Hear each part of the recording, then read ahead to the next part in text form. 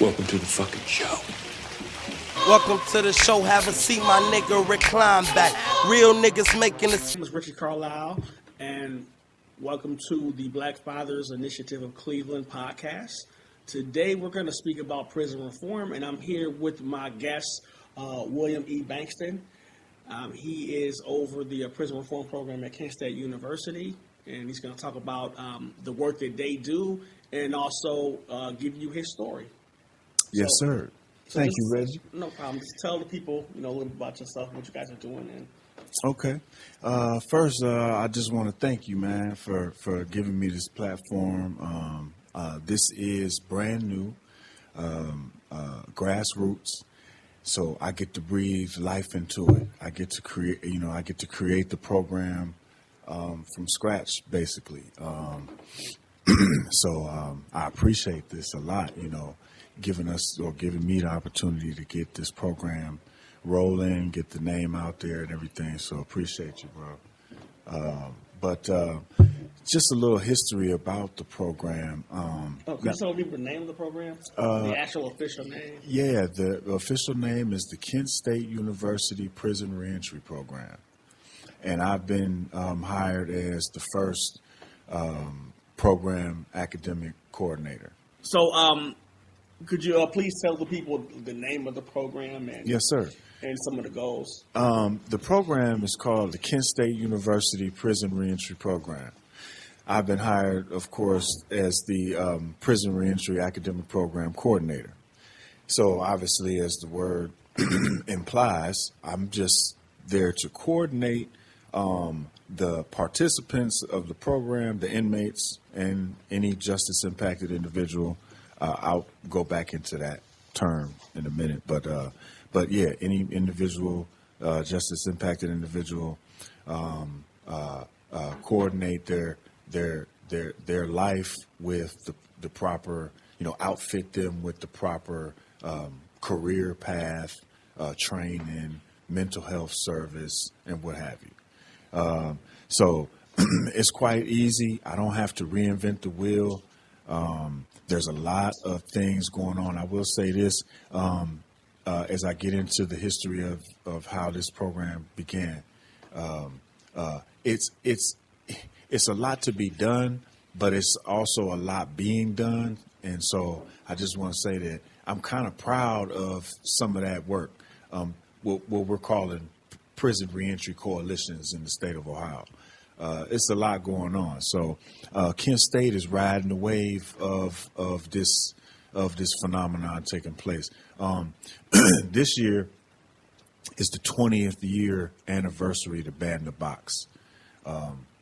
Again, before I get into Ban the Box, let me go into the history of the program real quick. In 2019, Kent State participated in the In and Out program, which was national. Other colleges had done this prior, and Kent State in 2019 participated as well. What this was college students that were considered out would go to the prison and take classes with the inmates that were in. So that was the In and Out program. Kent State participated in this in 2019. It went well, and then COVID happened, so then they stopped it. Okay. But that was like, I would say the beginning of Kent State entering into TCI, building a relationship with Trumbull Correctional Institute and the camp right next to it. And so by 2021, a professor, Dr. Kristen Robeson, she kind of pioneered the prison education program at TCI, obviously on the coattail or riding the success of the In and Out program. So in 2021, she puts up her own money to get this thing going. Luckily for the program and herself, the Pell Grant had prior been taken away from inmates, but at this year or the next year, 2022, they gave the Pell Grant back to inmates, so the program was able to sustain itself. But early on, she funded it out of pocket, money out of her own pocket. trailblazing woman,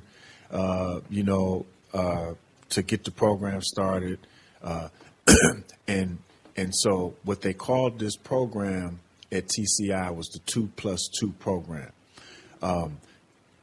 All throughout the state of Ohio, who dominates prison education would be, to name the two, Sinclair's College, I would say, in my opinion, and Ashland University. Sinclair's is out of Dayton.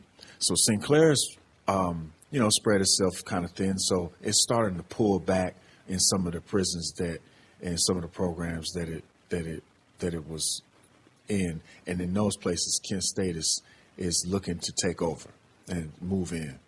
And so right now I'm working in TCI, and I think soon to be will be also in Ohio State Penitentiary, which is, I believe, also Mahoney County. Okay. The prison education program is up and running, having success. And then in 2023, this is where I come in at.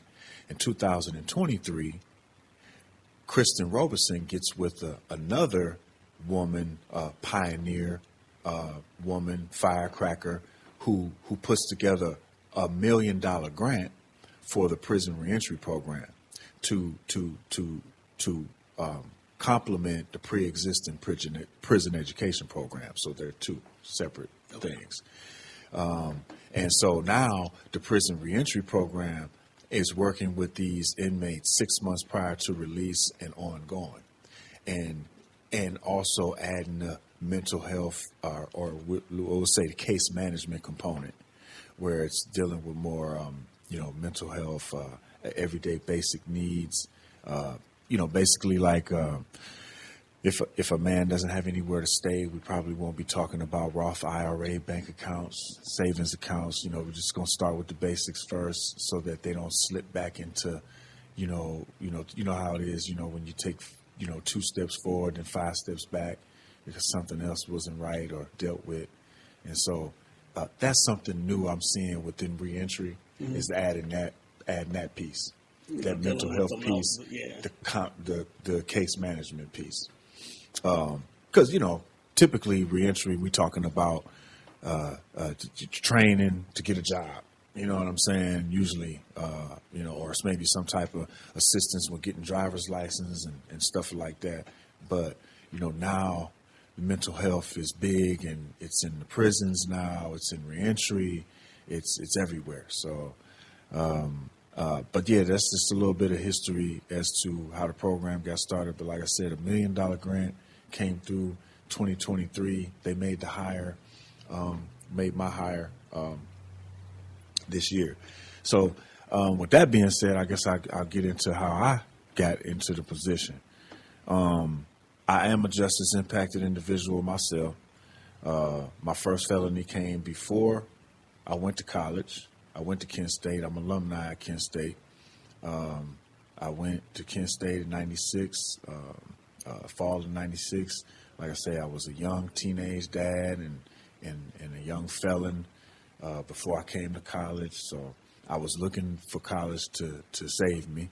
I ain't know what I was doing or what I was going to do. It was a last-ditch effort. To be honest with you, a friend of mine was shot and paralyzed our junior year in high school. We had some issues, running the streets, and I caught, my felony conviction, and, we were just up to no good, really, and one day, in particular, we were out up to no good and came to his house to make a pit stop and just sit back, play the game, eat some food, count some money. And his bedroom was empty of everything. So he was like, "Mom, where's my stuff at? Where's everything at?" It's, the whole bedroom was empty. We used to kick it there, Right. And so she told him, "Hey, I don't know, baby. Your brother took your stuff to Kent. He moved you out of here. He enrolled you in school. That's it. He said, you getting out of here. You got to do something with yourself." And it was said to me that, Ed, we'd like to see you do the same thing with yourself. We can't make you like we making him. Paris had older siblings. He was a baby. His daddy was, you know, older gentleman still having kids. So he had siblings that was kind of like his uncles and whatnot, his brothers. So that's how we got introduced to Kent. He came a semester, maybe the spring semester or the year before, and I came after.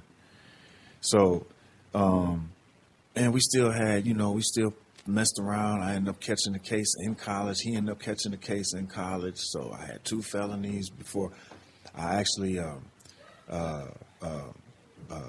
was walking the stage at Kent State on trial for 2 different cases in 2 different counties.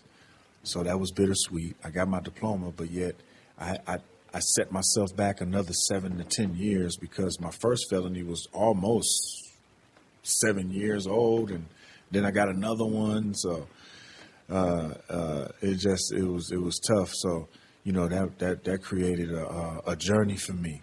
But I will say that my experience at Kent State helped me get the skills to navigate society as an ex-offender.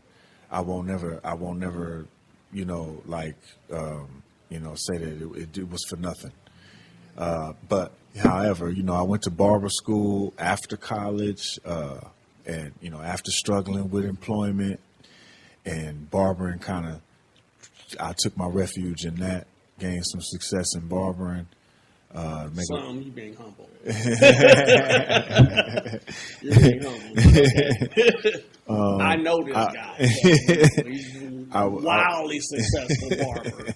Extremely successful barber. I will definitely say that it did me well. It treated me well.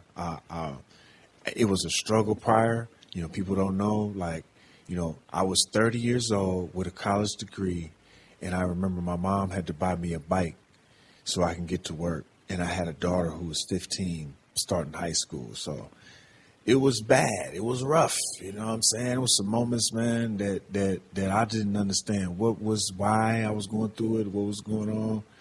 I just kept my head down and kept pushing. But yeah, barbering had showed me some love. And what happened is, showed me so much love, I built a house just to speed it up a little bit. It helped me build a house. As an ex-offender, I was still going through housing issues almost 30 years after, as we get into some of the relevancy of my experience with the work that I do.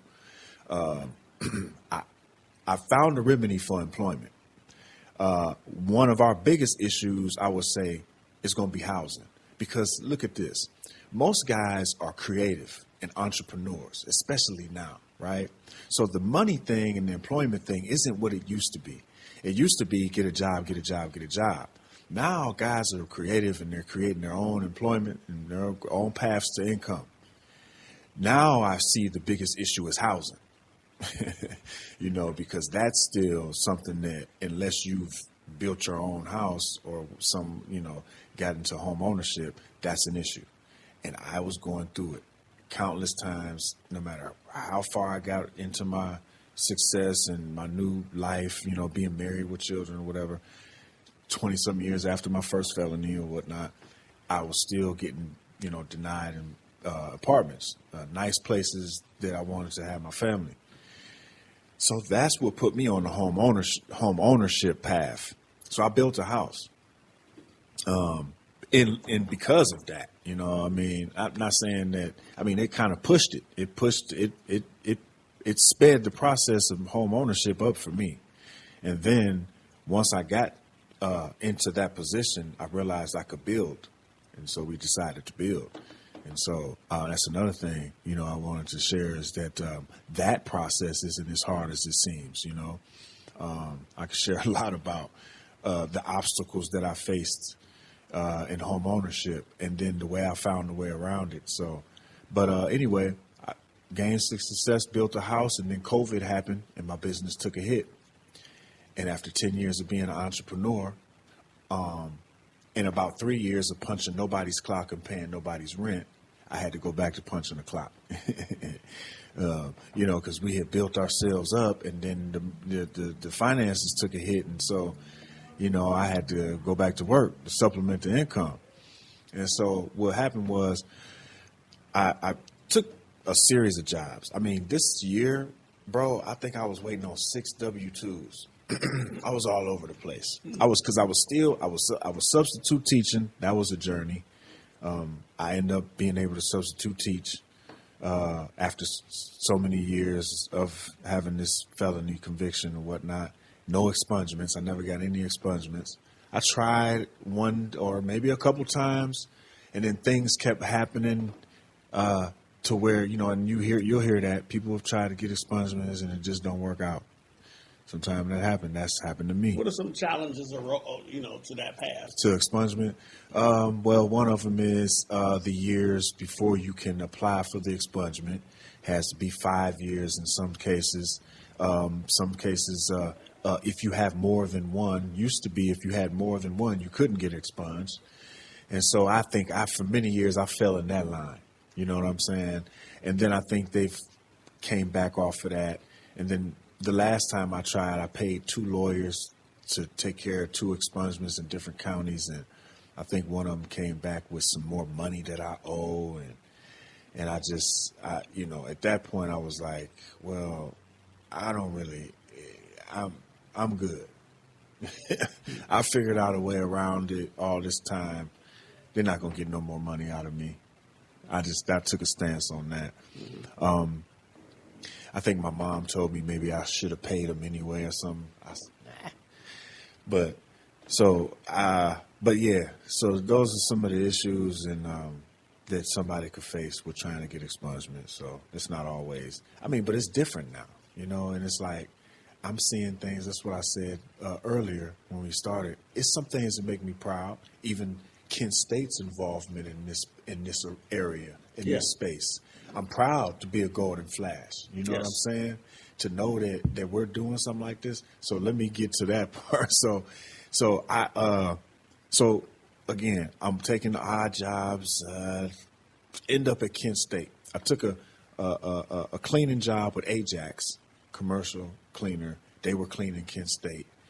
I was in there cleaning Kent State, talking to the employees at Kent State. One of the ladies encouraged me to just apply at Kent, and take, get the benefits and the free tuition. And so I did. And so I ended up doing the same job that I was doing for Ajax with Kent. So I took advantage of the free tuition. So I started taking classes. Now, when I first applied, mind you, we was all felons at Kent State, lots of us. Staying in Liebrick and everything, just in the dorms, staying on the campus, living in the dorms. And I remember they told me when I applied to get back into the university, they sent me a letter and saying, okay, after we've checked your background, you can go, but you can't stay on campus.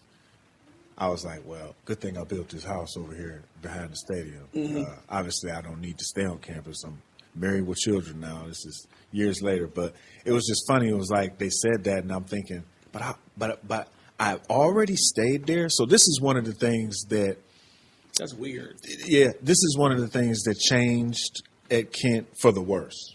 A thing that didn't change for the better.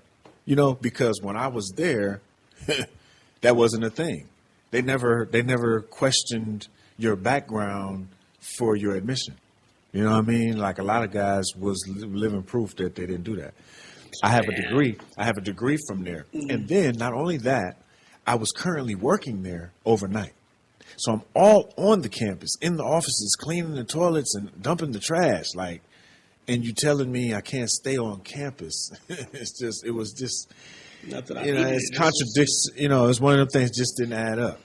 And there's a lot of that in society when it comes to collateral consequences, a lot of disconnects. For instance, the ladies I work for, my supervisors are saying, this is a thing that we have to try to fight and address. People don't need 2 parole boards. If they've gotten out of the prison and the parole board and checked off on them, then who are you to then say, oh no, you don't pass through our checks? And so you making checks for the checks. Exactly. And so, and then at Kent State, they also, my supervisor is saying, do y'all want to give this money back? Because we just got a grant. Our name's all over this. So how are we doing this line of work, and then we have this barrier for people as they try to come? And so those are disconnects, once again, that have to be addressed. But so anyhow, I get a job on campus, working, getting the free tuition. I also, as I get a job on campus, I take my luck to see if I can get my substitute teaching license. And so I was able to do that. But that had a little issue too. I had a little pause for 3 months while they checked my background. 3 months later, they let me work. I mean, they let me work. The guy loved me. They loved me, let me work like always, They let me work. I got a month worth of pay, Reg. I got a month worth of pay, and they stopped me for some odd reason. It was just some mysterious reason. They called me in. I got the letters still. I kept them. It's like, yeah, we got to pause on you because of your criminal background. We just got to look into.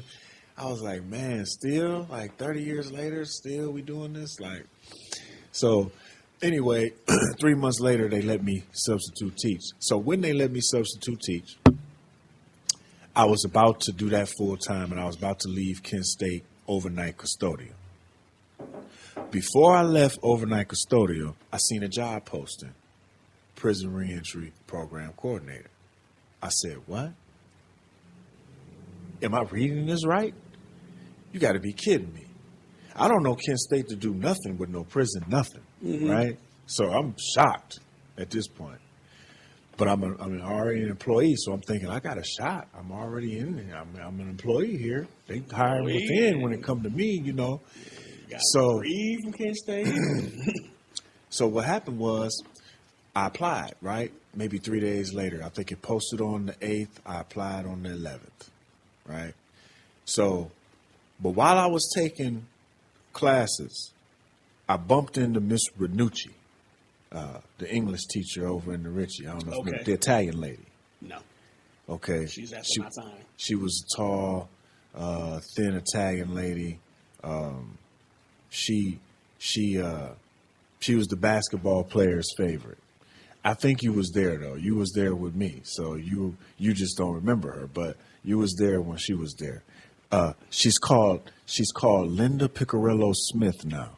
Okay, she got remarried, but she was one of the other, because I know there was a few English teachers over there. Yeah, I had I can't think of her name. It's she passed away though. Mrs. Barnes, is that maybe? She didn't teach English, but Mrs. Barnes passed away. No, but Yeah, Miss Barnes lady. passed. Okay, Mrs. Will. No, No. I don't know. She just had glasses. That's all I remember. Okay. Glasses and brown hair. Because I took another lady, then Miss Renucci too. Yeah. But I want to know, so what is it exactly that this program is? What is the program? Have you already discussed that? Because I think I missed it. What is the program? Because I heard a lot of things that you said. Oh, yeah, no. I actually heard the program. I did briefly. I'll just go back over it. All right, thanks. So our program is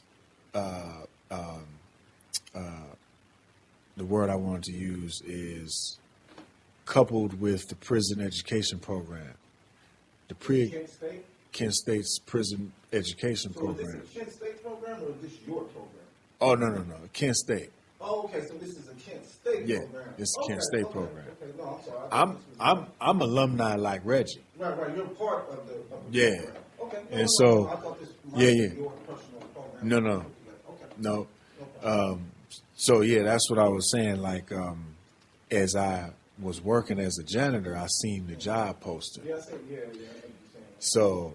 So I'm doing my own research a little bit too, while I'm just, like I say, I was getting ready to leave as a custodian. So instead of just leaving abruptly, I gave them a 2-week notice. So I'm applying for this other job. So while I'm taking classes, I bump into Miss Renucci. She know I like to write. Her and Miss Duke set up my job in Oscar Ritchie in the writing center in the computer lab. Mm-hmm. So I'm just making connections with old folks, right? Right. So she's encouraging me to do some writing, volunteer, get involved with some writing. And she's saying what I was supposed to do was be the editor of the Uhuru magazine that had stopped, and they was trying to bring it back. Wow. You remember Uhuru? Uhuru stopped? Okay, bro, listen. So she was commissioning me to try to help rejuvenate this old institution, old spirit, yes, back up in the Richie and the Pan African States. So what happened was, get this though, bro, the girls that was ahead of this, or the grad students, or the students that was supposed to be walking me through this and working with me, they never got back to me. I think one time we talked a little, they never got back to me. But who did get back to me was the Kent Stater. The Kent Stater get back to me. So now I'm doing. I got a question. Yeah. So how do individuals get into the program? How do criminals and people who are in jail or coming home from jail, how would they get access to that program? Because the way you got access to it, you know what I'm saying? So how would a felon coming home from jail be able to, access the program? We have a website, and that's what I'm doing. Like, that's what I'm doing currently right now. It's working the website or working no. I'm word of mouthing it, and we have a website. Okay. You know what I'm saying? I'm on tour right now, right? I've been on the job a month, and my job right now is to make connections. And so I'm not reinventing the wheel, so to speak.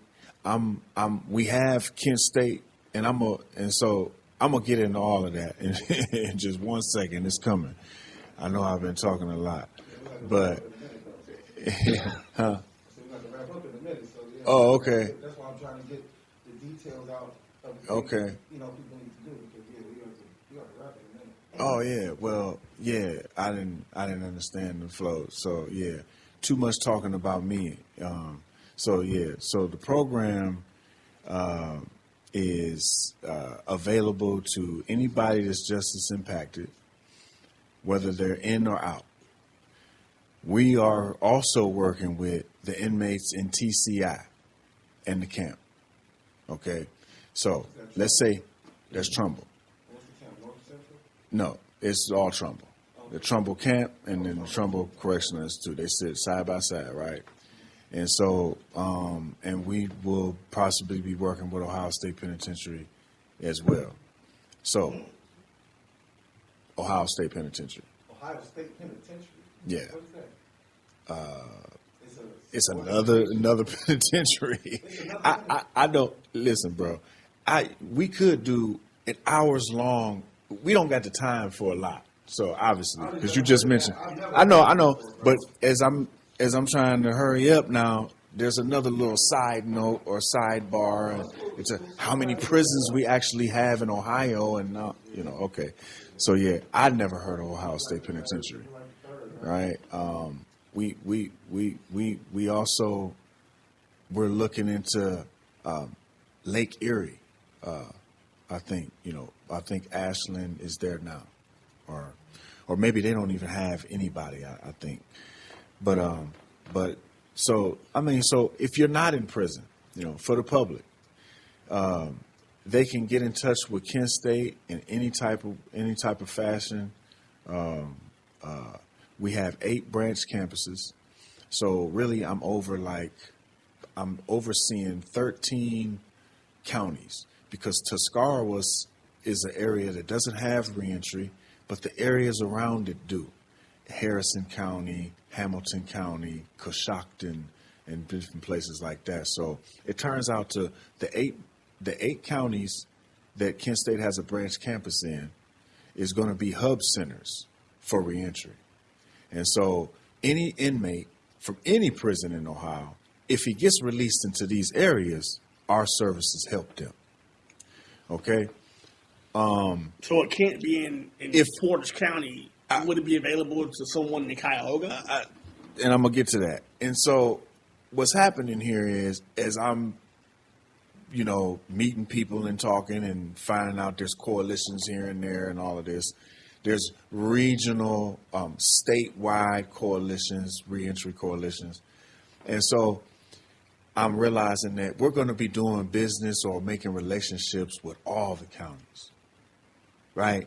I'm just, okay, just me saying, okay, I got these counties, that's one thing. But to be honest with you, 80% of the inmates in TCI is from Cuyahoga. So I have to have relationships with Cuyahoga. I have to have reentry programs set up, or I have to have, my partnerships have to be more than the partnerships in my counties. That's what it's going to turn into. And so, but yeah, so how the public gets to know is me putting the word out. All of the partners that I have put the word out. Because now let's say you're part of, let's say Flying High is a partner. That's a reentry program in Youngstown, all right? And they do welding, carpentry, CDLs for brothers. They got a house, a $500,000 house they could stay in, transitional, right? Now, if any of those people that participate in Flying High need any other type of service that Kent State has, now let's get into what Kent State's program is. And two, first of all, when it comes to education, Reg, we got this on lock. I'm in the cockpit of a spaceship with a bunch of cool buttons. When it comes to the resources that I have at my disposal for training and education, it's Kent State. So the other part of it is those other services like mental health, housing, vocational training. Let's say they don't want to go to college and they want to get CDLs. Now I'm making relationships outside of what we can give at Kent State. I'm confident in what we can do at Kent State. If you decide to go to college as a justice impacted individual, if you want to get your degree, oh man, we got you, you know, or anything like that. And we got so much other programs. Kent State's loaded.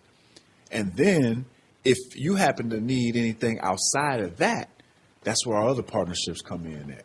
You know what I'm saying? So that's the program. You know what I mean? In a nutshell. So we're able to get the notice out through me, my word of mouth, getting on platforms, Right. like through platforms like, Make sure you leave yep. all the information that you want us to put up. Yeah, in yeah. the video, you know, for us, so that we can have the links for the places that these people can go if they want to. Absolutely. If they want to sign up. Yeah, yeah. You know, we definitely got to follow, and I'm quite sure some people are definitely interested in something like this because, you know, it's a lot of us come home from the joint, we don't know what to do. Oh man, I like I said, I could talk for hours. I don't want to say, but I'll say this: it's 20 million of us, right? And they say that you know when we thinking of felons, we thinking of the prison population, and they say annually it's 500,000 to 600,000 of us being released from prison every year. Okay, yeah, but it's actually 20 million felons in this country. So you're not just trying to find employment and housing for 500,000 individuals. You're trying to find housing and employment for 20 million. That's as much as the Asian population in this country. Period. It's double the Jewish population and triple the Arab population. We are our own population of people. We are our own race or class of people. 20 million, that's 20% of the population. That's crazy. But you're right with that. You're right So- with that. So, yeah, we do have to wrap it up, though. But, Richie, do you have any last questions for him before we go? Well, first of all, Juan, thank you for coming out. Hey, and no doubt, man. bringing awareness to these programs because, again, there's so many people that have been justice impacted, as you would like to say, that want to do better for themselves and their families, but they don't know where to turn. You know what I'm saying? So Yeah. I definitely had to bring you on just to let people know that there are resources out there for you. So just much gratitude Man. for that. Also, could you tell the people how they can get in touch with you? Yeah, my email is wbanksto@kent.edu. My direct line phone number is 234-973-3910. And yeah, that's the best way to get in contact with me. You know. I got something, like I said, I got something for Friday. So, you know, I know some are going to be short, but they're going to definitely ask me about resources that I have and reach out to. So, yeah. make sure you give me information. I'll definitely shout you out. Oh, yeah. Bring in For some sure, more man. awareness to the cause. So, Yeah, thank you. I really appreciate Thank you, bro. stopping by. I really appreciate you talking with us and, you know, letting us know what was going on. Yeah, I mean, like I stated, give us the information that we need so we can put it up on the webpage, Yeah. on YouTube, and, you know, and we're going to bring you back, you know, because we can Word, really talk word. about prison reform. Like I said, I've been Oh, yeah, before. yeah. So Yeah. I'm also a justice impacted. Is that what it's called? I was Hey, like, bro. what? Hey, bro. Hey, see, that's what I'm saying, bro. I can get into so, and I know what you're thinking. I know you my age, and I know what you're thinking, and I was too. I'm thinking, oh, that's what y'all call us now. Like it's to be one of us for this long. I've been called everything: ex-con, convict, felon, ex-offender, and now it's justice impacted. That is like fresh. But that's what I thought that was funny. Thank you. It's all wrapped in. It's all tied into the same Man, type it's of like, are you same black movement. or are you Afro-American? Or oh, y'all Justice y'all impacted indigenous individual. now. Okay. Make up your mind. Yeah. One more time, where can they find you at? I'm Kent State. Website. The website is KSUPRP .com. I want to say. Well, if that's Yeah, not, like I then said- we're going to make sure we have the I'll make sure it's all legit for it, but because like I said, it's grassroots, it's brand new. They couldn't put anything out there until they made my hire. That's what they were saying. Like we couldn't do anything. We're a year behind in spending with the grant money. We got $1 million grant. We're a year behind because we couldn't do anything without a program coordinator. There you go. So. I think they made a great hire. Big business. Yeah, I think they made a great And hire. that's Thank not you, just bro. because you're my Somebody with boy. experience. Thank you, bro. Mm-hmm. Yeah, All right, man. man. Well, we appreciate you stopping by, man. And, once again, man, Black Fathers Initiative podcast. This is the first episode, bro. This is a pretty dope episode. We're going to keep doing this. And like I said, we're going to bring you back. We're about to do the podcast. Oh, yeah. Hey, man, speaking of Fatherhood Initiative, one of my partners, my first partnership that I did on my own without Kent State is Passages, which is a program in Portage County, Lorain, and Cuyahoga for fathers. Okay, well. It's the Fatherhood Initiative. I'm sure they're linked. I'm sure because but yeah, definitely, man. So We gonna talk. yeah. So we out. Peace. Peace. Good night.